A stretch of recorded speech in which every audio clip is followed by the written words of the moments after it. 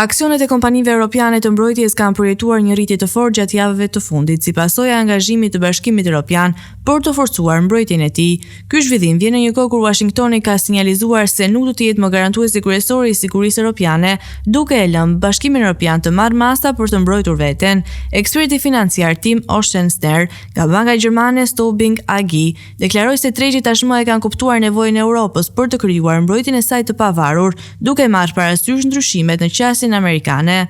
Në një takim në Bruksel, liderit e Bashkimit Evropian dhe presidenti i Ukrainës Volodymyr Zelensky diskutuan mbi një plan të madh riarmatimi me vlerë $860 miliardë, i cili do të financohet përmes bonove të thesarit të Bashkimit Evropian dhe lehtësirave për huamarrje. Përveç kësaj, vendet të ndryshme anëtare përfshirë Gjermaninë, po shqyrtojnë mundësinë e ndryshimit të rregullave të brendshme për të lejuar investime më të mëdha në mbrojtje.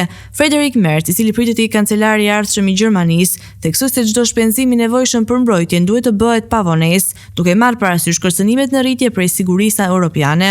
Ndërkohë, vendimi i administratës Trump për të pezulluar ndihmën ushtarake për Ukrainën dhe për të kufizuar eksportin e disa armë amerikane ka shtuar shqetësimet në Bashkimin Evropian. Kjo ka forcuar vendosmërinë e liderëve europian për të ndërtuar një industri të mbrojtjes më të pavarur, megjithëse ekspertët paralajmërojnë se ky proces kërkon kohë dhe investime të mëdha.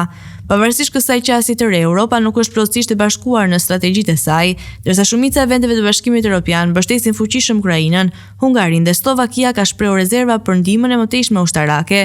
Kjo përçarje mund të komplikojë përpjekjet e Bashkimit Evropian për të krijuar një politikë të unifikuar të mbrojtjes dhe për të garantuar një mbështetje të qëndrueshme për Ukrainën.